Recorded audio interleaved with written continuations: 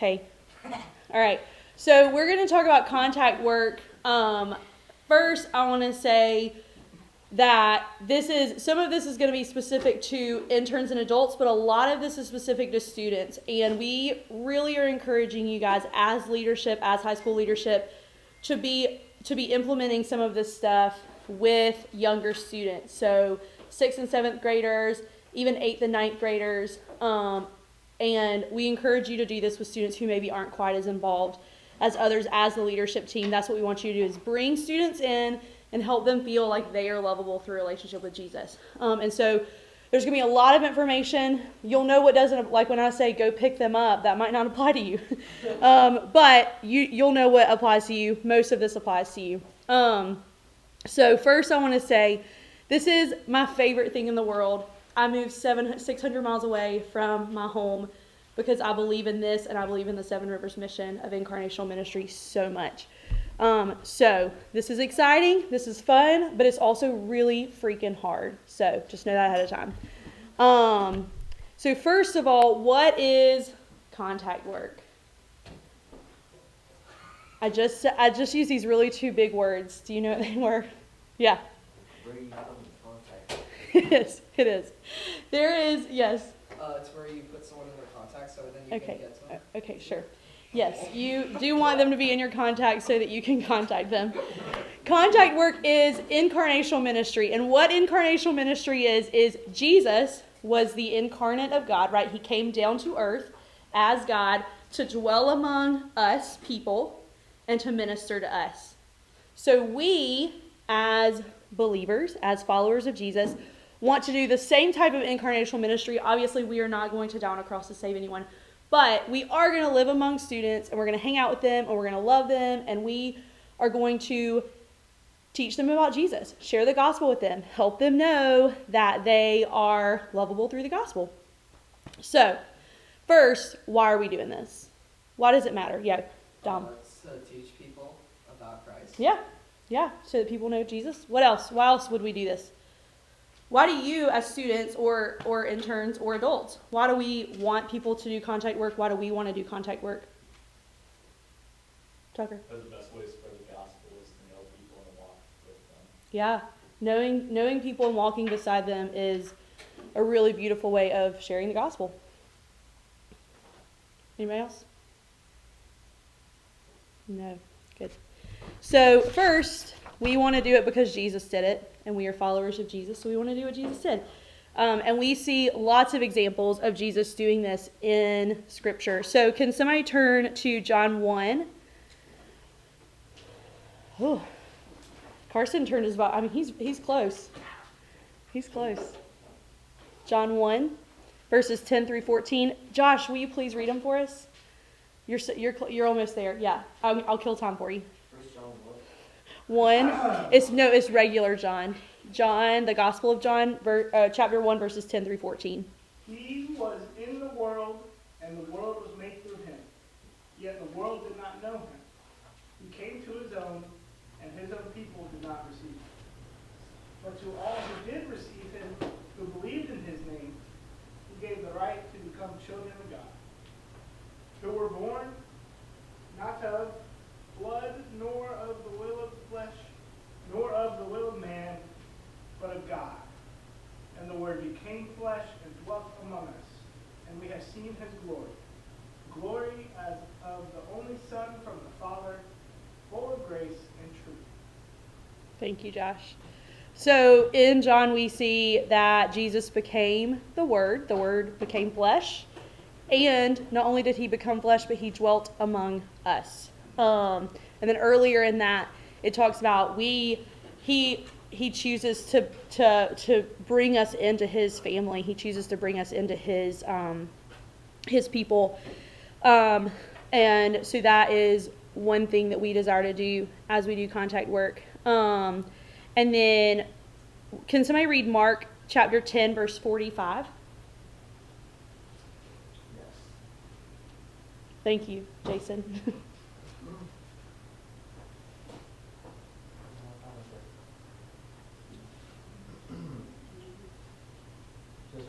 Just verse 45? Yeah, just verse 45. But Jesus the Son of Man came not to be served, but to serve, and to give his life as a ransom for many. Jesus came to serve rather than to be served. That's something that is really, really important as we talk about contact work. The idea that we are not here to be served, but we are here to serve others.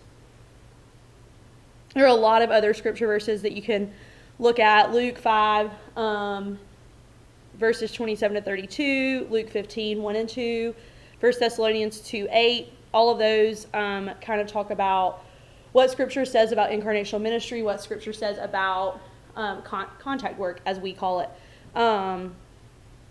So, what is it? What is contact work? Dom said putting them in our contacts. That might be part of contact. I do need your contact information to contact you. So that's good. On a philosophical level, what do we think contact work is? What's the point, maybe? If I'm going to take Kendall to lunch, why do I want to take Kendall to lunch? Mm-hmm. To learn more about her. Exactly. That's it. We want to, the point of contact work is to listen and to talk and to get to know each other. And ultimately, we want to earn the right to hear them and to be trusted by them.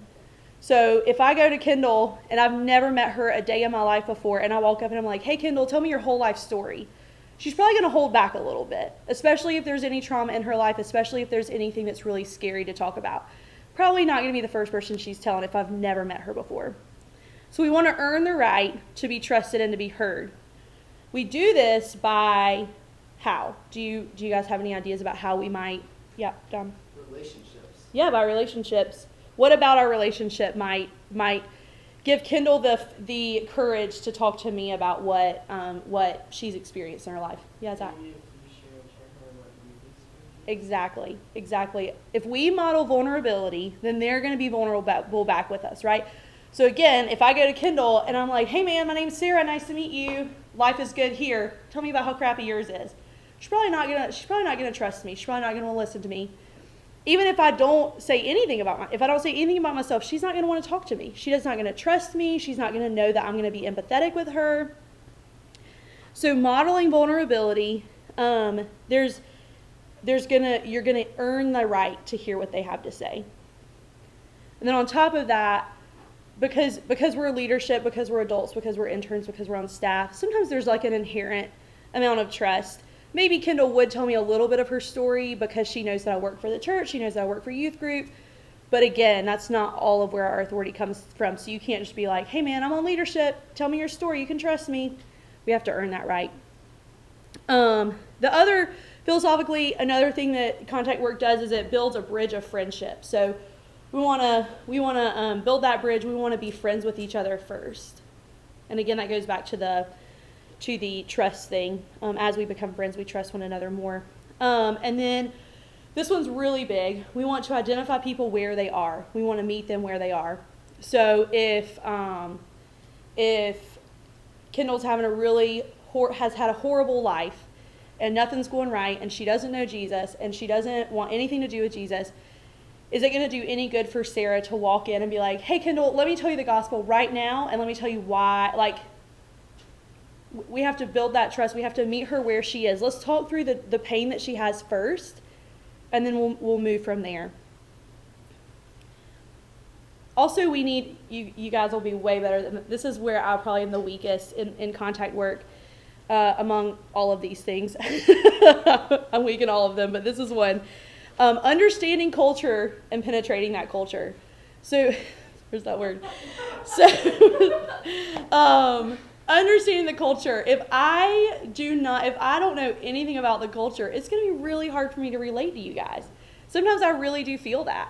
When I don't understand, reality totally sometimes. Just honestly. Another thing that is important, and what it is contact work is demonstrating Christ's love for people. So just loving them well, and we can do that through active listening. So again, we do it because Jesus did it. We do it to reach students with the gospel, and we want for every student to believe what? They are lovable through the gospel. We say it a million times. We say it 100 times a day. Even when there are no students present, we're saying this. But this is really, really what we want to do is help students understand that they are lovable because they have a relationship with Jesus. And as people understand that they're lovable, and as they can kind of enter into this gospel waltz because they know that they're lovable, they begin to transform, and we get to walk alongside them and help them do that, guide them through that. And that's really, really beautiful and really fun. So there are two types of contact work. One is direct and one is indirect. Can someone give me an example of direct contact work? Someone other than Dom, Carson. Talking to them in person. That is exactly what direct contact work is. Jason, you had your hand up. I usually use this method of Clash of Clans. Clash of Clans. That's actually indirect because you're not face to face with them. Well, you're actually in battle. Yeah, we'll talk about indirect in just a minute, okay? Sarah, you gotta learn the culture. Yeah, I know all about Clash of Clans. We will talk about indirect contact work in just a minute. Other example, so if I am at a volleyball and I see someone across the way, direct or indirect? It's direct because we were face to face. That's the easiest direct contact work you can ever do. Yes, Dom, you can answer now. FaceTime, that's right on that line, Dom. That's right on the line. You're seeing them face to face. You are seeing them face to face. You are. Especially with COVID-19. Zoom meetings, I would say maybe are direct contact. FaceTime. It's a little bit different. It's hard to interact over a screen versus in person because you have less environmental things to like discuss or think about, or you know what I'm saying? But what happens when coronavirus hits? Well, when Corona hits, then we do a lot of indirect contact work. All right, what are some examples of indirect contact? Zach. Texting. That's a perfect one. We do that all the time. Yes, Carson, say it louder for the people in the back. Clash of Clans. That's a great. That's an excellent. That's one of my favorite. Xbox Live. Yes. Dom, yes, please. FaceTime. Also, indirect. I don't know what the answer is, but yes. So those are the two like overarching categories, direct and indirect. We in student ministry have four levels of contact. So there's like number one is texting, maybe making a quick phone call. 2 is seeing someone in person, saying hey, being present in the room, and then leaving, not really having any kind of deep conversation. Level 3 would be like a one-on-one, one-on-two conversation that's, again, brief, but maybe a little bit deeper than just a hey. It might be a hey, how are you doing today? And then level 4 is a discipleship conversation. So a conversation where we're discussing how we're doing in life, what's going on, scripture, we're reading the Bible together, different things like that. So here, there are 3 other levels. We have a lot of levels today. Level 1, face-to-face, see and be seen, be present. Just show up to stuff. That is one of the easiest ways to build trust, is to just show up to stuff. If I go to every volleyball game, the volleyball players are going to start trusting me because I'm there. Like, it's just an inherent thing. It's not going to build enough trust for them to tell me their whole life story, but it is going to start to build trust. Level 2, acquaintance. You begin to form that relationship with each other. So I might be able to start asking, hey, how's your day? Hey, how'd you do on that test you had yesterday? Hey, what's going on with your mom? Hey, your sister had her baby yet? You know, pretty surface level things, but we've got a relationship. We know about each other's lives at this point. And then level 3, trust. This is a deep understanding, and this is knowing the student. We're going to get into that a little bit more in a few minutes. So level 1 is boys and girls can have this with anybody in youth group. So I can have a level 1 relationship with all the boys and all the girls. Basically, all I need to do is show up to youth group. Show up to a baseball game. Show up to their dance recital. I can do that with anybody. Level 2 is an acquaintance. Again, we can have this with both genders, right? Like I can know Dom. I can talk to Dom. I can ask him how his day's doing. I can ask him, how his mom is. I can ask him how his test went the other day. Those sorts of things. Level 3, I would say, is probably only appropriate for same gender. So I'm not going to have a level 3 relationship with Jacob. No matter how much I want to, probably not appropriate. I am going to hope for a level 3 relationship with Kendall. Because I'm a girl, she's a girl. That's what's most appropriate. Those are the people that are most appropriate to be vulnerable with and to develop an intimate relationship with. So, we are going to do some contact work. Woo! I know, I'm so excited. This is the best. We're about to go do some contact work. We're going to go do some, yep. So, so before I leave to go, before I even decide who I'm going to do contact work, what should I be doing? What's the Christian answer here? Pray. Reconnaissance. You should pray. Yes, I love that. We should be praying. We should be praying for asking God to send us in the direction of who He wants us to be in contact with. Guys, bring it back. Bring it back. So I'm gonna pray. It's super simple. That's self-explanatory. We're gonna pray for who maybe God wants us to be in contact with. We're gonna pray that He would open doors for us. All those good things. Number 2, I want for what I'm about to do with a student to be in line with the goals I have for that student. So if my goal is to talk to them about the gospel, is it appropriate for me, Kendall's gonna laugh at this, is it appropriate for me to take them to a Post Malone concert? Depends. Probably not. It's probably not appropriate. That particular activity, while I might enjoy that concert and Kendall might enjoy that concert, it is probably not appropriate for me to take Kendall to that concert because it is honestly the opposite of the gospel. Like, Posties, we could probably, Mikey, we know Mikey can find the gospel in it because he does in Billie Eilish too, but honestly, and it's great. If y'all need to go listen to that podcast, you can. It was awesome. But I'm probably not going to take Kendall to a Post Malone concert. That doesn't super line up with my goals with Kendall. So what are some things that you think would be fun to do as contact work? Yes, Kendall. Lauren Daigle. That'd be fun. It almost happened. It did almost happen. Man. What else might be fun? It doesn't have to be a concert, yes. Go out to lunch. Lunch! Oh my gosh, what a novel idea, Dom. Josh. Play sports. Sports! Oh my gosh, yes. Oh. Zach. Go out for coffee or something. Coffee! Oh my word! If you want them to be hyper, take them to coffee. Jason. Go to the melon post. To where? The melon post. The Melon Post? Yes or no, Callum? Okay. The Melon Very specific. Post. Have you taken students there or? Yeah, question 11 melon. I get it. Okay. All right. Okay, Dom. Dom's answer is bound to be better than that. That's the worst part about that answer is that Dom's is going to be better. Fortnite! You can play Fortnite. The only reason I said that was, no, you spelled it wrong. F-O-R-T-N-I-T-E. It's T-E. This is a classic example of how I'm not up with culture. I'm so sorry, guys. Fortnite. Yeah. N-I-T-E. But a fortnight isn't 2 weeks. Y'all know this? Fortnite is 2 weeks. Okay, yes, Josh. You go hiking. Hiking. Oh, get out in nature. We were just talking about how that gets you closer to Jesus. Yeah. Camping in Mikey's backyard. Camping? Oh. Yes, setting. It sounds like you have personal experience.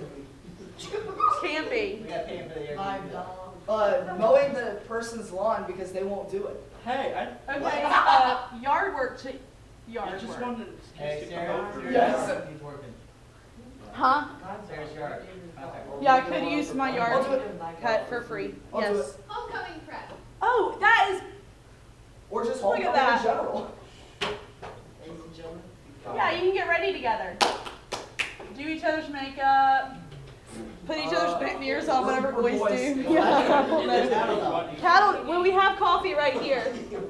It's about food. Oh, cattle dog food. So it doesn't count as lunch? No dinner.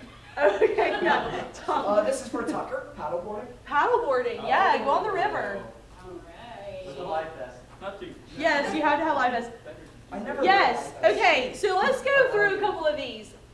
How does lunch line up with my goals? Zach? You could use it to like gain their trust a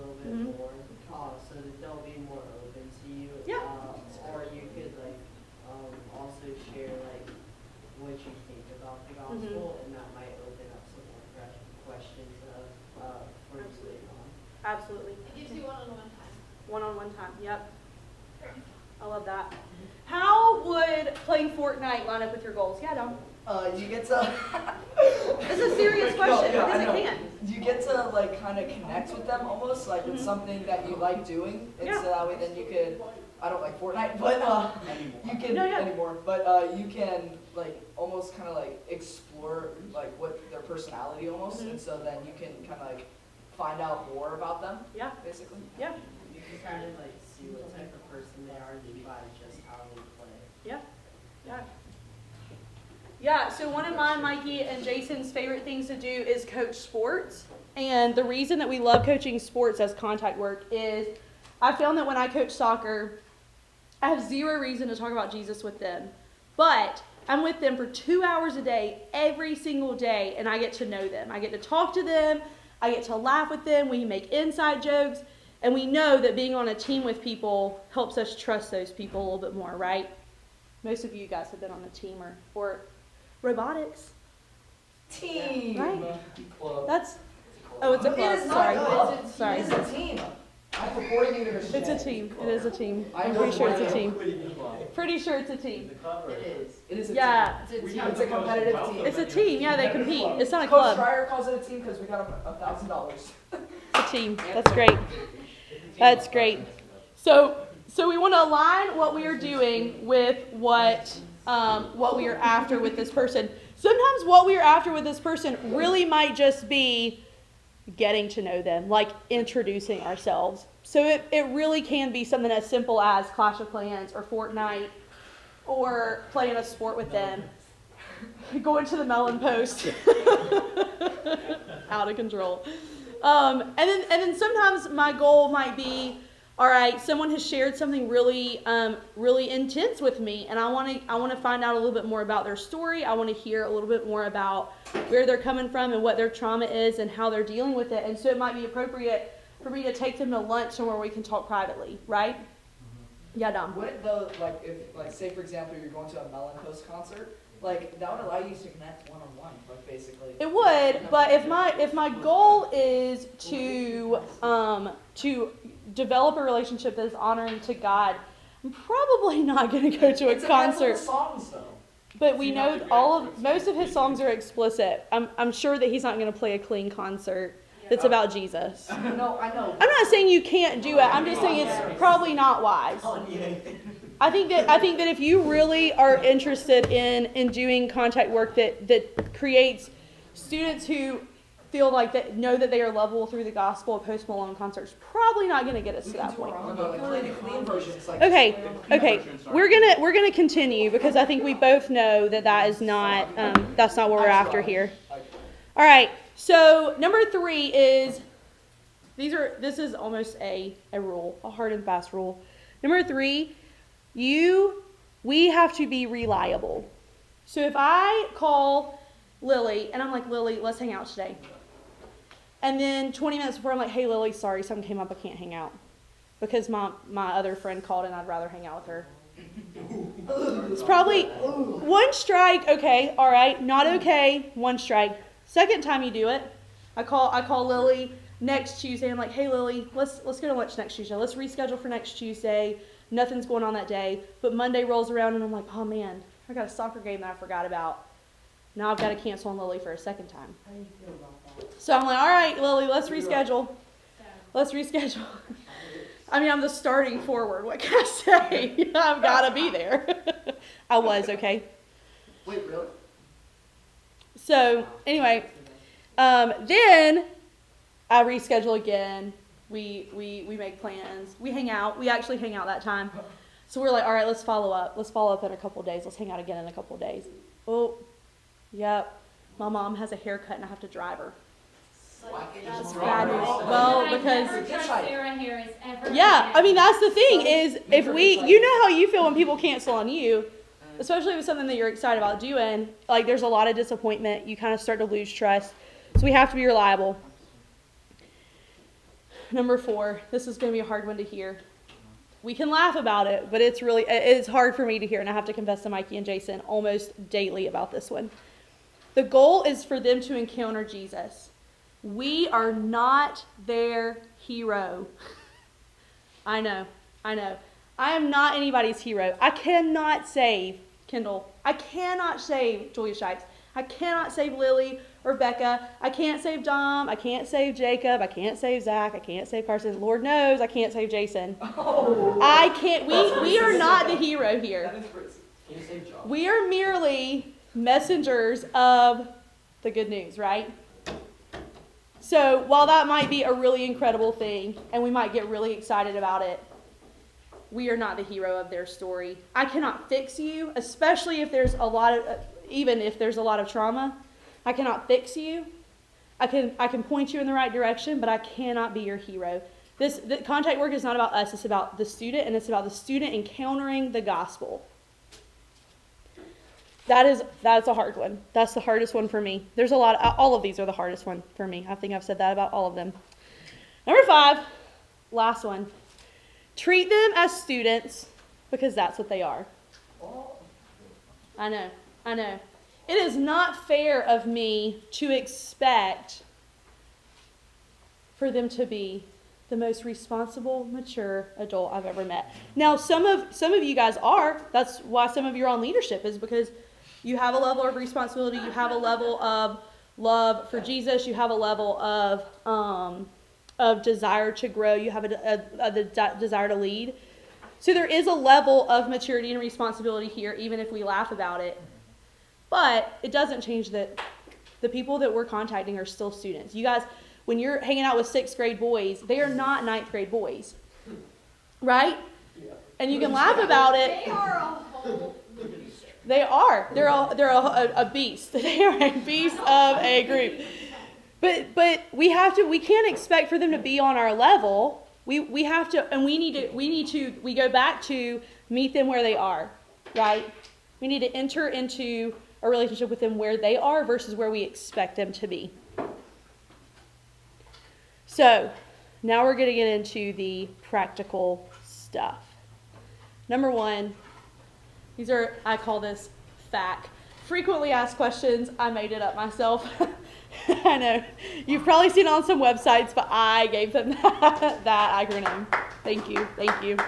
All right, so number 1, how do I meet students? Introduce yourself. That's it. Kendall got it. You literally walk up and introduce yourself. If you are on leadership team, if you're an intern, if you are on staff, they want to know you. They are dying. They want to know who you are. The middle schoolers want to know Dominic LaCharaca. Like, that's what they want.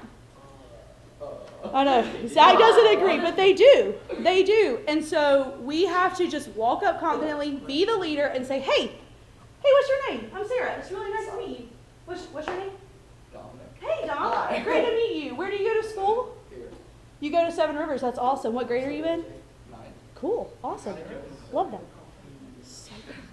So that's all you have to do. You just go up and say, hey, I'm Sarah. So nice to meet you. I don't think we've met before. Or, hey, have we met? Especially, here's what the worst, y'all, is when there's somebody whose name you should know. And you all experienced this when I got here, because there's still people whose names I don't know. 2 years in. I know, it's bad. What's your name again? Just kidding, Jacob. I know who Jacob Briggs is. Nobody can forget Jacob Briggs. But especially if there's a student who you don't know, maybe making a joke about it, maybe helping them feel like less invisible. Because I'd be really insecure if somebody had met me 3 times. I hate that when people have met me a bunch of times and still don't know my name. I feel smaller. I feel invisible. I feel like I didn't matter. And what do we believe here? That you matter. Yes, but also that you matter. So we don't want you right. So maybe if you forgot their name, hey, just be honest. Like, I know we've met, and I know I should know your name. Maybe give me a letter. Like, what does it start with? Frederick. Yes. Or just be honest and be like, hey, I'm really sorry. I should know your name. I promise I'm not going to forget it this time. What's your name? Oh, Frederick. Be really intentional about remembering names. It's really hard. It's really freaking hard. So, how do you meet students? Invitation. Introduce yourself. Approach them and introduce yourself. for leadership and for all of us. It is, who is the most important person to introduce yourself to? Jesus. No. Middle schoolers. I mean, Yes, which middle schoolers though? Sixth graders. New people, sixth graders. Someone who, should I go up to someone who's in a big group of people, or should I go up to the kid who's standing by himself over here in the corner? The kid in the corner. Probably the person by themselves. you want the exact same. Oh. Stop it. Throwing shade. Oh my gosh. Yes, we want to introduce ourselves to sixth graders because sixth graders are the most important people here. We are here to serve the sixth graders. We want to introduce ourselves to new people because they are also the most important people here. This could potentially be their first encounter with the gospel ever. So we want for them to feel comfortable and confident. We do not want for them to be sitting in a corner afraid to listen and afraid to speak because they don't know what they're doing here. And we want to introduce ourselves to people who are alone, who feel alone, who look alone. So even if it's a student who you've seen 100 times, who maybe you're not super close to, and they're standing by themselves in a corner crying, why don't we just go, hey, are you okay? Just wanted to check in. You know, introduce yourself that way. Check in on them. Come get an adult if it's a real issue. Okay, so how do I talk to them? What questions should I ask them when I first meet them? I just gave you some of the answers. Yeah, Dom. What's your name? What's your name? That's a great first question. How you doing? How you doing? How was your day? Yeah. You want to meet up on Fortnite? No. You do not ask me. What school do you go to? What's your address? What grade are you in? What's your address? How'd you hear about this? How, yes. How did you end up here? Who brought? Did someone bring you? Did you come with a friend? Who are some of your friends? Who are some of your friends? I like that. Yes. What's your hobby? What? I love that question. Hey, do you play, like everyone here plays sports or is on a team or in a club? The robotics club. They're probably in robotics. Yes, C's up. I don't know what that means because I'm culture. Just not my thing. Yes, you can ask them what sport do you play any sports? The likelihood of them saying yes is pretty high in Citrus County. What else can you ask them when you first meet them? Any other ideas? What grade are you in? Yeah, I think Tugger said. What got that? Yeah. What's your favorite sport? What's your favorite sport? Yeah, especially if they say that they play sports. Ask them if they follow any teams, right? What's your favorite type of music and artist? Oh, I like that. What kind of music do you listen to? Yeah. What's your favorite Bible verse? Ooh, wow, that's spiritual. I don't know. That might be level 2, Josh. That might be acquaintance level. Favorite food? Favorite food. If you could. One of my favorite things is just to make it. Mikey's going to talk about awkward conversations tomorrow. One of my favorite things is just. I'm just kidding. It's not that kind of awkward. One of my favorite things to do is to be like, okay, would you rather be mashed potatoes or would you rather be a chicken nugget? Chicken nuggets. We'd all rather be a chicken nugget. Would you rather be a spicy chicken nugget or a regular chicken nugget? Spicy chicken nugget is the right answer. But listen, that is really it's kind of goofy. They're probably going to laugh at it. They're also probably going to answer the question. And it's going to level the playing field for all of us. It's going to level the playing field so that they feel like they're on our level again. Yeah, Josh. You can ask them if they've ever been to the Melon Post. You could ask them if they've ever been to the Melon Post. You could, yes. What if they accidentally start crying? You don't know what you did. Favorite artist? Favorite artist? Yeah.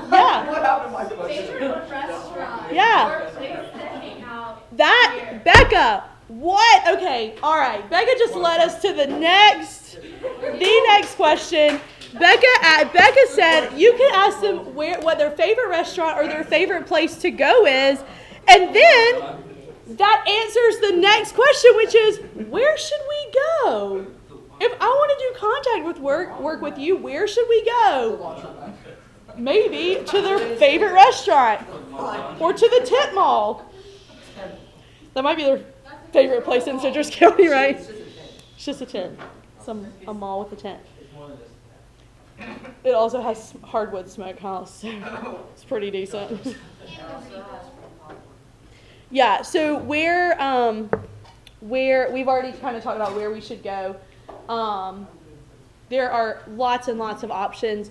So during the summer, it's a little bit harder to like go to somebody's soccer game, but you guys on leadership during the fall, if somebody plays a sport, go to their sporting event, make them a stupid poster. Like that's what I did, and people literally love it. All I do is write their number on it, and they love it, and they keep it, and they hang it on their wall, and they remember me forever. So I'm just kidding. I'm just kidding. Yeah, you can literally just go to a game and watch them play and cheer them on, because people love when their friends come to their games. People love when we go to their games. During the summer, it's a little bit harder to do that, but people are still going to have concerts that they are in. People are still going to have recitals. People have graduation, so going to graduation if we're allowed in. A great way to even just be seen on like a level 1 contact, right? But then you can go for a walk. You can go for a run. You can go to Twisty Treat, a personal favorite. You can go to Chick-fil-A. One of my favorite things to do is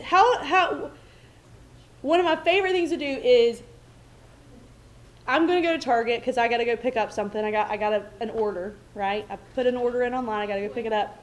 That's a 40-minute drive there and back. Should I bring a student with me?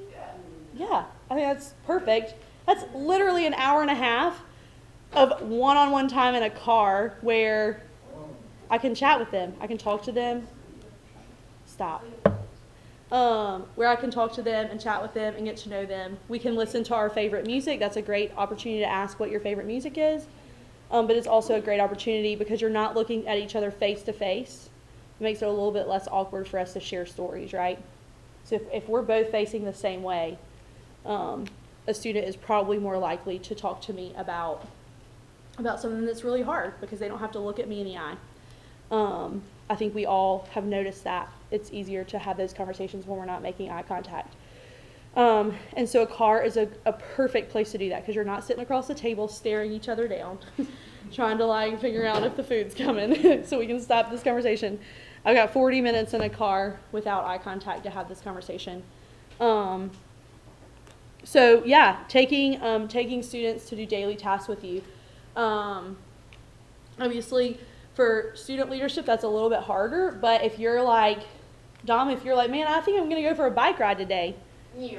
Find somebody to go for a bike ride with you around Crystal Oaks. Like, that's a great opportunity. Where I live. Yeah, well, I know where you. Of course, Dom, because I love you. That's We're level 2. Level 2. Level 2 right here. So daily tasks are super fun to do together. If I am going to go for a walk this afternoon, maybe call somebody. I know Kendall lives near me, so I can say, hey, Kendall, can I come pick you up? You come for a walk with me, and then I'll take you home when we're done. It's an easy enough way to be doing my daily activities. Is there But grocery shopping together? yeah, it's a nightmare. I'm a horrible grocery shopper. Right now. Yes, one day. Shopping. You can go grocery shopping with me I sometimes. love grocery shopping. Yeah. Come on, come on. Oh, Liz. I'm with you on that. So, what are some boundaries and limitations? This is serious. We are not going to joke about this. Yes, Lily. No alone time with the opposite gender. Yes, no alone time with the opposite gender. I will include that is not appropriate. Like, alone time with the same gender is fine when you're in a public place, right? But I'm not going to probably bring Kendall to my house and take her into my bedroom and have a conversation with her. That's highly inappropriate. Not only is it inappropriate, like, for other people who might see that, but it's inappropriate because I may not know part of Kendall's story is that this isn't real, but like that her mom abused her, privately in her bedroom or something like that. So we don't know their stories yet, and even if we do, it is not appropriate. So if I'm going to be one-on-one with Kendall, I'm going to be in my car, I'm going to be at Target, I'm going to be at a restaurant, I'm going to be in the SMB hanging out. Even if it's just the two of us, that's okay. Keep it somewhere that is a public space. Kendall can come to my house and sit on my couch and watch a movie without the windows closed. We don't want like the blinds shut. Just be appropriate. Like we know what's appropriate here, but let's be appropriate. There's also a limit to how much we as adults should probably be sharing. So if I'm talking to a 6th grader, it may be appropriate for me to share that I have, an addiction to something. If I'm talking to a 12th grader, maybe I can give more information than I would give to a 6th grader. Does that make sense? So, we just want to be super wise about the things that we're sharing, because the person that we share this with is going to start carrying this with us, unintentionally even. So for me to share something means that I'm trusting them to carry something they may not be ready to carry yet. So I don't want to share with a 6th grader, yeah, I've been addicted to porn since I was in the 3rd grade, and it's still eating me alive, and I haven't told anybody ever. Me as an adult, it's not appropriate for me to share that. Probably not going to share that with a 12th grader either. I'm probably going to share that with somebody who is mentoring me or discipling me before I share that with anybody else. But it is okay to share. Yeah, man, I've dealt with that before. I've got a past with this, unaddiction. Even if you just kind of leave it general and addiction, that's okay. And then obviously male and female dynamics there can get a little bit sticky. So Josh may not, or Tucker, whoever, Jason, Mikey, may not want to share hey, this is part of my past with a 7th grade girl. It might be okay for him to share with a guy. And then same for me. I may not want to share, some sort of trauma that I have with a boy if it's not appropriate. So those are just things to, as you start to share and as you start to be vulnerable and model that vulnerability, we really want to be wise about what we're sharing and how we're sharing it and who we're sharing it with. And as you get to know these kids, as you get to know each other, it becomes a little more clear what's appropriate and what's not. And so I think that's a hard one. And so if you have any questions, you can always, come to me, Mikey, or Jason and say, hey, the student's been sharing some stuff with me. I really feel like I want to share this particular bit of information. Do we feel like it's appropriate? If you really are not sure, we're happy to talk through that with you and ask some questions about it. So we've done this contact work. We went to a Lauren Daigle concert. We had a great time. It was in Orlando, so we drove an hour and a half there. We're now driving back for an hour and a half. Kendall shared a ton of her story with me. It's incredible. I'm super excited. I'm living the dream right now. Or Kendall hasn't shared anything with me. I'm still living the dream because I got to do contact work and someone paid me to do it.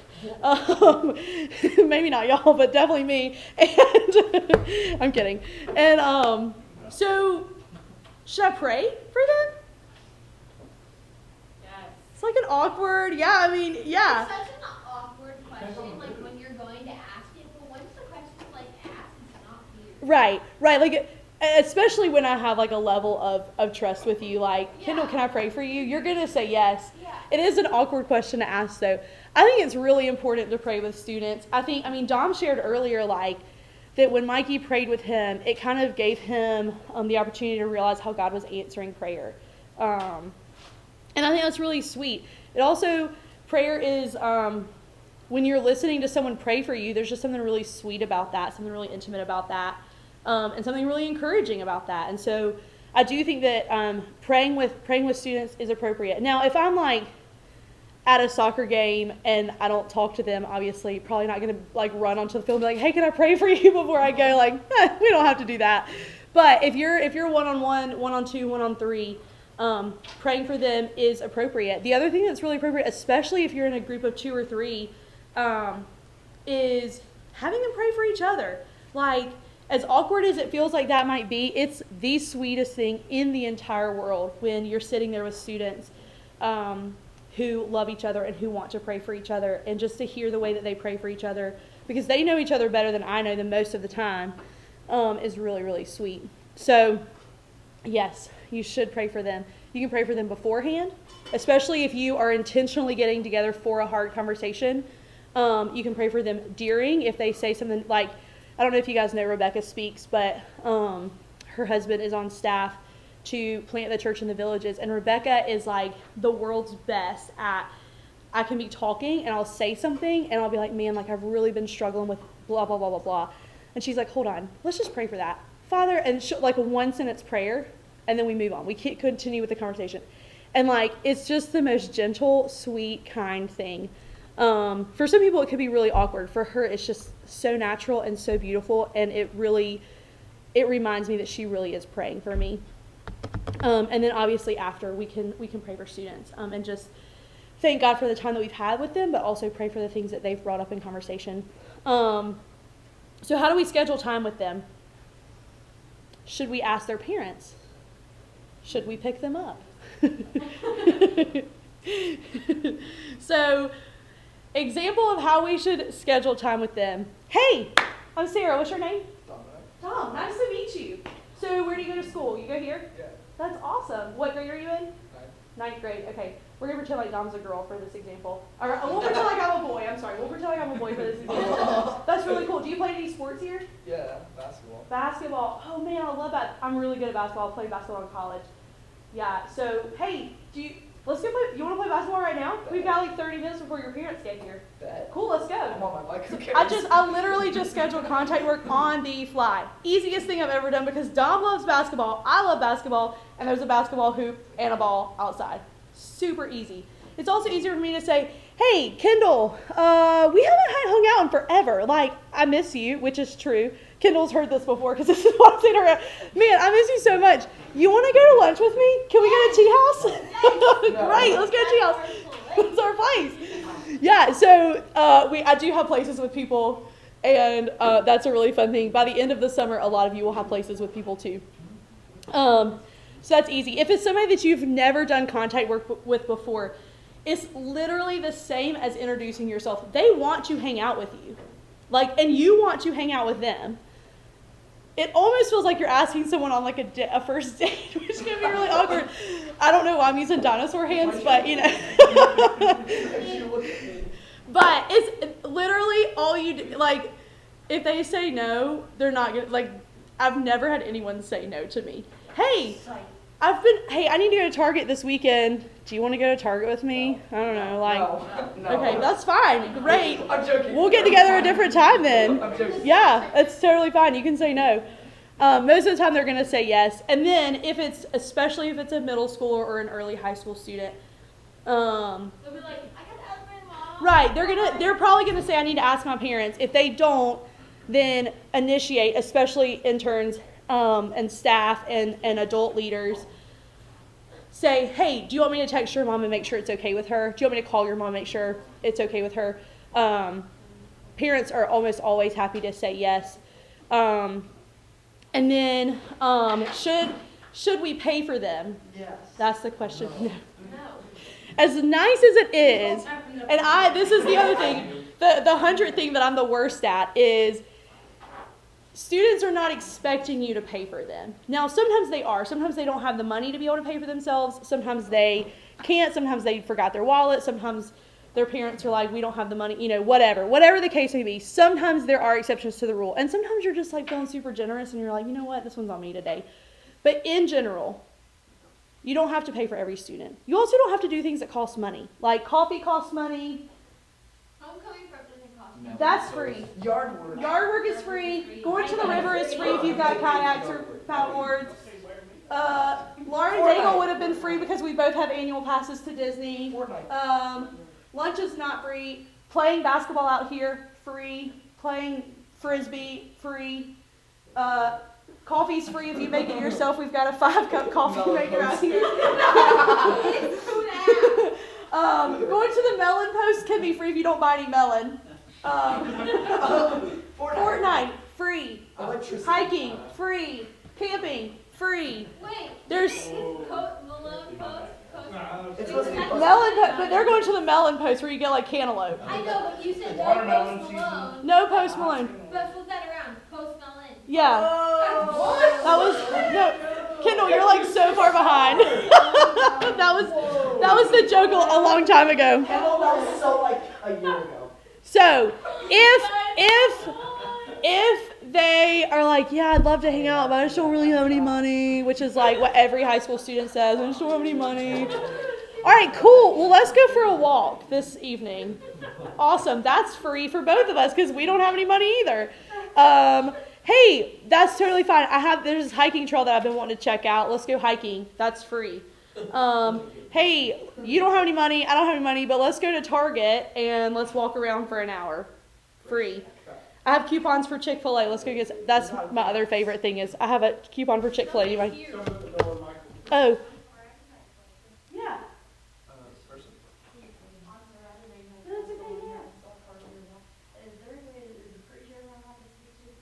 There's a church office up on the other corner of the campus, and they can get you in contact with whoever you need.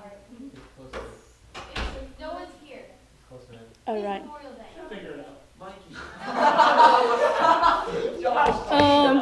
That is not nice. Sorry, Mikey. I do recognize that you're a pastor. Not that way. Thank you. She's Run, Jason. she's probably gonna drive up this road. Run, Forrest, run. Get up. All right. Okay. So, yes. Next question. How much should I talk? Enough to get What do you- there. what do you- There it is. There it is. There it is. It depends. Enough to get them to talk.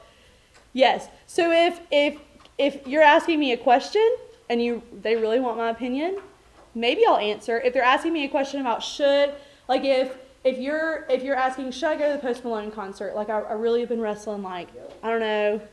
I'm sorry I keep using that as an example, Kendall. I know that you loved it. I like some Posty. I do, but it's just an easy example. Should I go? And it would be hard to make that decision because it's not super God honoring music, but it's also good music sometimes. So Kendall might say, "Hey Sarah, should I go to the Post Malone concert?" I can answer one of two ways. I can answer with an answer. I can say, "Oh, Kendall, I don't know, like Post Malone, kind of questionable ethically."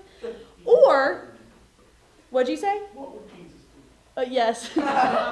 He would go to the post. Or Jesus I was there at that Post Malone concert, I could ask the student a question. So I can answer one of two ways. I can answer by answering the question, or I can answer with a question, which is what Jesus did about 90% of the time he was talking to people. Yeah. So I can ask him, "Hey, why do you want to go? Like what are the pros and cons here? Like why do you want to go? Why do you maybe not want to go?" So she's going to give me some feedback, and then I'm going to listen to that feedback, and she may have another question, and I'm going to follow up with more questions. So the idea here is that we are asking questions to get to the heart of the matter, no matter what it is, whether it's a Post Malone concert or whether it's, should I date this girl, or whether it's, should I talk to my parents about this particular thing that I'm struggling with, or whatever the case may be. When students ask you questions, you can respond with an answer, or you can respond with more questions. I think that the best way to respond is about 80% of the time, better questions. Asking them questions to get to the heart of the matter.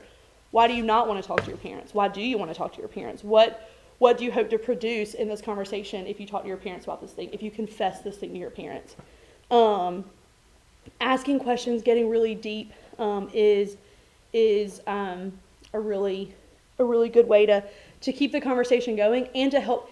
It's a lot easier for me to come to a conclusion if you've asked me a question that helps me make that decision versus you telling me you should or should not do this. I'm probably not going to follow what you say if I already know what I want to do. So how much should we talk? It depends on the situation. I think that's a fair answer. I think that we are there to serve them, not to be served, and so maybe they won't be a sounding board for us, but maybe they will be. Maybe they will want to hear what we have to say too. So, and we do need to share our story so that they feel like they can share theirs. How do I bring up the hard parts of their life? That's hard. Students, I want you to answer this. If you had told me something hard, whether it's trauma or whether it's confessing sin or whatever, and I was going to have a follow-up conversation with you, how would you want for me to bring that up? Yeah. Like maybe like share something bad about your life too. Yeah. And so then you're kind of like on the same playing field. Yeah. So are you saying like, so if I see you a week later and I want to check in about whatever you told me, maybe saying, hey man, like I've been thinking about it and this happened to me too. How are you doing? Like, yeah. Follow up. Like Yeah. maybe, I don't know, it just depends on what they say. Mhm. Like if it's something that could have changed within that week of time, then it's like, oh, how is this? Yeah. If it's not, then it's Mhm. a question. So if it's not, say say you told me something happened in your family and it was not good and you're really, it just has been a really crappy week, month, year, whatever. I'm just getting to know you especially. And a week later, I'm like, man, I've really been thinking and praying about Kendall. Kind of want to follow up with her on this. What would you, as the person who gave me who is vulnerable with me, how would you want for me to approach you the next time I saw you with that? Hey, I've been praying for you. Like, how is everything? Good. Any updates? Yeah, that's easy enough. I mean, I feel like that's easy. It's not super awkward. Or even just like, hey, just checking in. Like, has anything changed? Is there anything new? Yeah. Yeah, I think that's good. That's good. It keeps it from being super awkward. It keeps it from being, but it would help you know that I really have, I took what you told me seriously, and I'm thankful that you shared this information with me, and I want to check in on you, and I want to make sure that you're okay. And by following up, it helps you know that I do care, and so you can continue to share with me, which is really important. Yeah. I actually kind of find it comforting, when you say something, and then, people actually follow up on it, so that actually means that they actually are paying attention. Yeah. It's sometimes, when you share something, you feel like, oh, this person isn't really listening. Yeah. And so it's really comforting. Yeah. I've been guilty of doing the opposite, where somebody shares something with me and I'm like, I don't really know if they want to talk about it. That's kind of I don't know if they want me to bring it up. And so I get nervous to bring it up. But I think that we as humans would rather someone bring it up and it be awkward than me not bring it up and you feel forgotten or ignored. And so I think that's really important for us. It's important for me to remember. So when we are with each other, we can read the Bible together. We can pray together. We can just be intentional with one another. We can have fun. We can laugh. We can eat. We can joke. We are really big on every small group that we have. We want for there to be an element of food. We want us to eat together. We want to play together. We want to learn together. I'm not sure if I'm saying these exactly right. And then we want to pray together. So we want to study together. We want to pray together. But eating and playing, guys, we know how important that is for all of us. So this is my last thing. I'm going to keep it super quick, even though I'll probably talk to interns a little bit more about the second one of these. But there is a difference for us in student ministry between a small group and discipleship. So small group is where we come together with a small group of people. We read together, we pray together, we eat together, we play together. So we do those 4 elements. And that can kind of be anybody.